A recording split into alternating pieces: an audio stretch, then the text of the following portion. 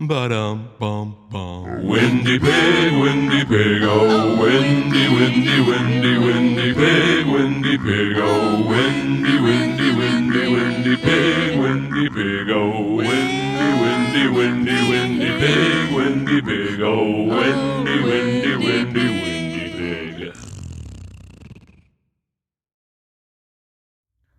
My name's Matt, welcome back to the shop.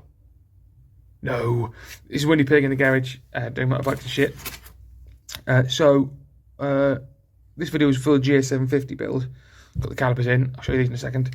But I did say yesterday when I was doing the calipers, the timing video, that I'd show you some different ways of measuring timing if you haven't got timing marks. So this first one's a dial gauge. If you've not seen dial gauge before, it's simple enough. You're at neutral position, which this is now. You've got two, or you might have one, you might have two, you might have three. You can have all number of different dials in here, and then by turning the outer ring, you can then adjust where you start measurement from. So you like this, you set this to a 0, and it measures two things. So this smaller dial is 1 to 10 mil, and these smaller ones here are 10 to a mil. So 0.01, and then 0.1 mil going all the way around. So watch. So it's very difficult to do this. Yes, it's quite small. That's a millimeter, and 2, 3, 4 up to 10 mils moving in and out. And what you'd do is you'd have something like this, which would sit in a spark plug hole. Drop that through there. So that's now sitting. Oh, come on. There we go. So that's in the spark plug hole. That'll be in your cylinder, and of course, you can get longer ones of these for things like some bikes. That's not going to be deep enough, but that'll just sit in your bike, in your cylinder head, and as the piston rises, it's going to push that up, and then eventually drop it down again. And what you can then do is, once you reach TDC, you can then set your dial gauge. So just put all that up, it's easier. So that's TDC. You then move this round to 0. Yep, and you know that you can then let it, as you wind it back, the engine backwards, you can measure how far before TDC you are in millimeters. Now this is if you get it in millimeters, it's not always in mil, but you can then, what you can do is, if you get it in degrees, you can get a degree wheel, which sits on the outside of the engine, but I haven't got one of those to hand, but this is quite common, millimeters for TDC. So you can use one of these to get really accurate. If it's like 1.5 or whatever, you can do that quite easily. If it's not quite that, need to be that accurate, my moped doesn't need that accurate really, you can get these ones, which are a similar idea. That goes in your spark plug hole, and that just goes up and down, and there's a little notches on there, so you can see, you know, that's 10 mil, 20 mil. So these are a bit, you know, it depends how accurate you need to be. And these sort of dial gauges are easy, and these are also handy to have, these dial gauges if you're doing anything else. If you're doing something like backlash, which I might have to drive and do a video on, you can set these in a clamp. I mean, you can measure quite small movements. You know, backlash, especially for internal gears, can be in the fractions of a millimeter to be in spec. So this sort of thing is quite handy to have, and they're not that expensive. And you know, you can spend a lot on getting mega accurate. You can get digital ones and stuff. I mean, for the sorts of I do, which is old bikes, and we're working in, you know, 0.6 of a mil, it's not going to be the end of the world for me if it's, you know, out by, you know, microns. So these sort of cheap ones are good enough for what I do, and probably good enough for what most hobbyists are going to be doing. But that's a dial gauge, and then a normal TDC gauge, just because I did say I'd mention what they are, how they work. And then this, so this is the next thing, is these new calipers. Well, looks to me like that's seized in there, but that's a top problem for another day. So why these are interesting to me anyway, is there's two reasons. One, I'd never seen round brake pads before.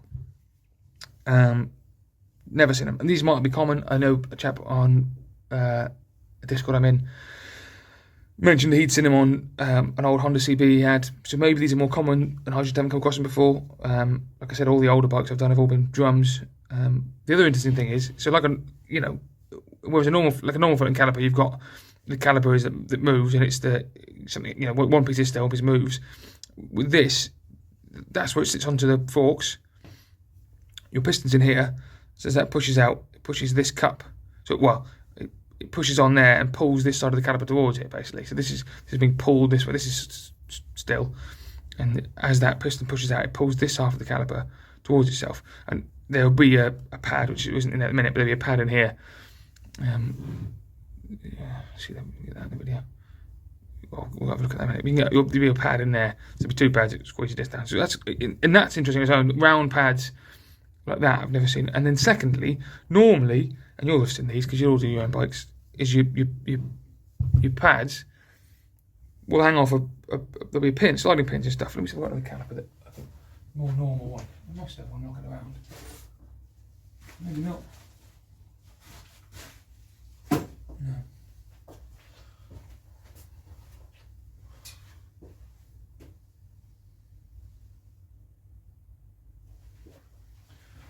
Bear with me, I'll show you on the 550. So I'm sure you're all familiar with modern calipers. You've got pistons either side that push outwards. So pad either side and pistons coming from both sides like that. And just squeeze against the brakes. That's modern calipers. Calipers stay still. And it's it's those pistons moving out and out and out that do the braking. And then you've got this style of floating caliper, which is a more standard design, where you've got these pins that the outer brake pad sits on, and a bracket that the inner brake pad sits in. And as the piston on one side pushes this first caliper, this first pad that way, that causes the clamping force. And as both pads wear down and that gap becomes smaller, the caliper itself moves, in that direction. So this is steady still, and the caliper basically will move in this direction. So piston goes that way, and it can't push the disc away from itself, so it pulls the caliper this way, and that so as that gap gets smaller, the caliper's moving, sort of the caliper's further out from the bike. So or that one will go that way. That's a standard floating caliper, and you can see on these designs you've got the pads hang off these pins basically, and that I imagine these are very standard floating calipers. You'll see this all over the place. Single pot on one side, pushes that way, pulls caliper this way, and as the pads wear down, just moves everything. This whole thing just moves this way, just so that's just, it's as simple as that basically. That's a floating caliper. Now these are very similar to the 551s, but instead of having two pins that the caliper hangs, the pad hangs off, the pad is in this cup, and the pins, instead of being external where they can get rusty or which increases water ingress, these are just, and I suppose those pins do have a boot on them, so they are quite well protected. Whereas these, everything is inside here. So I haven't actually opened this up yet, but I assume if I was to take these two out, this would come this way. So this must sit. These must be only threaded to about here, and then the rest must just be a shaft, and this just moves them down it. I love this as a design because it just basically means that everything that's moving is in here.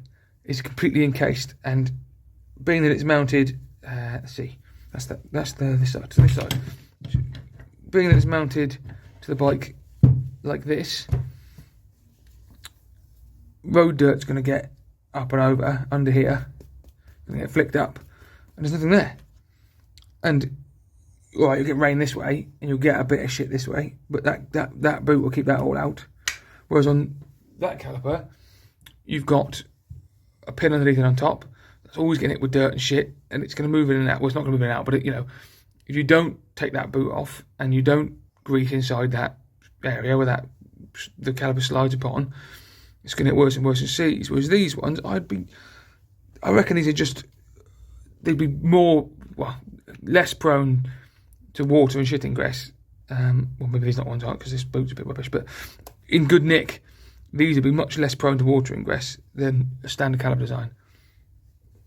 And my only thought with this is I wonder if these went by the way, because this is heavy as anything. And as you'll know, unsprung weight is less than ideal on a bike. You want as much weight as possible to be sprung, so it can all be damped and everything. and I'm just going to show you where the pads go in, and I'm going to look see how bad the internals are, because you can see that it's been run at some point without a pad in it. Either the pad's dropped out or just worn down to a nub. You can see the marks, the disc marks on there. It's not good, is it? Someone's obviously not been looking after the bike very well.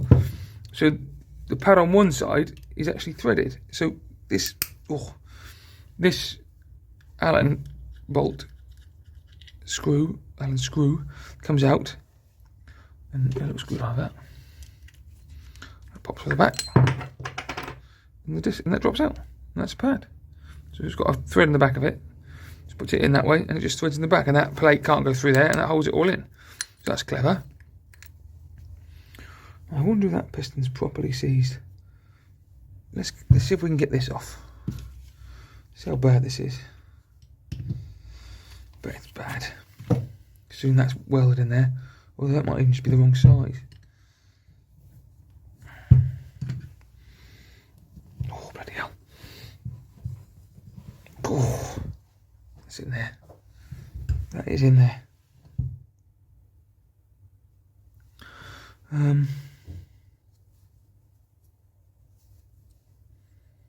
me get the decent set out and put some leverage on it.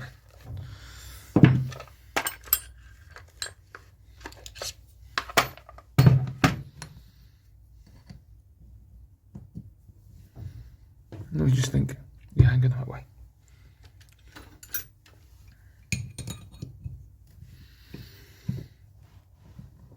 Oh dear. Oh, bloody hell, I nearly fell over then, but it's gone, that's open. Bloody hell, that was tight. I hope it's not fucked.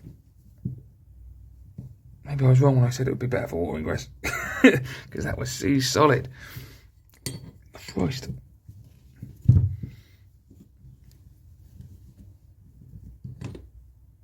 Yeah, there we go, look. That's all grease in there still though. Yeah, short thread like I thought.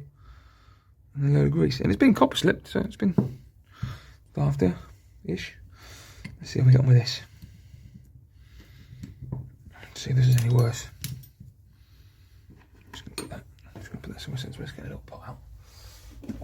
Put everything in something, don't lose it.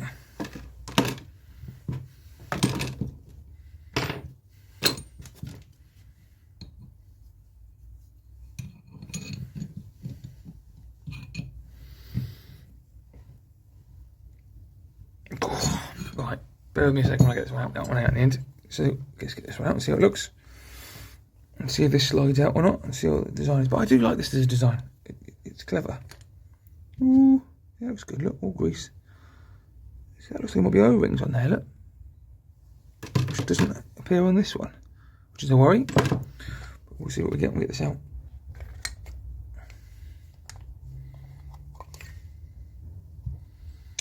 Oh, I see.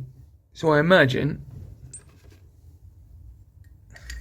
yeah, I imagine those O-rings on there, which I've probably got one for the right size, means you can put a little grease in, and those, so they can slip down, keeps the grease from being squirted out of your eyes, I think. That's all they're for. So we'll get some O-rings for those, that's good, but otherwise it looks good.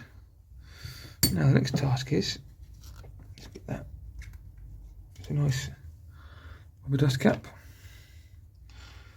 I wonder if them pistons are seized in there. Let's get there. I might have to. It might come to it like I fire up the compressor and blow some air down these. But we'll try these first. So these are just. Oh, I'll show you these. These are just a piston pulling tool. It's just little round nubbins, and they're not smooth. They're sort of like toothed. And you put them in. He says, and there, and you tighten down, you get that way, get them in like that.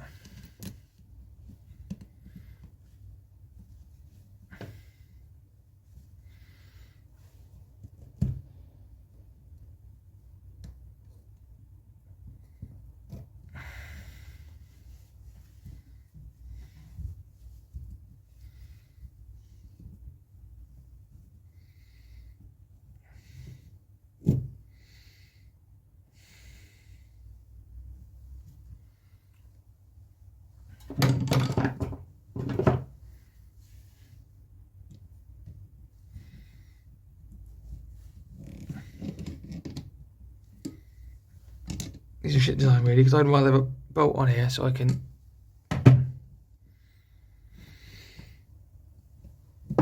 Nothing coming out of there. Not like that.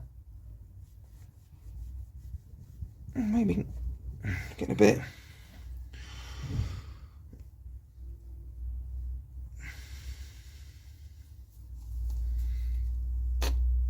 Yeah.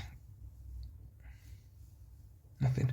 The answer is going to be to get the compressor on these, and I can't run the compressor and film because the noise of the compressor is horrendous. But I just thought it was interesting. I thought they were quite an interesting design. I'd not seen anything quite like this before, with this sort of whole arm and this grease capture system. It sort of makes me think it was designed to be sort of not need any maintenance, if that makes sense. So it would, all the grease would be kept in here for the sliding and on top of the caliper, so you didn't end up with it in, yeah, because that's clean in there. Everything clean.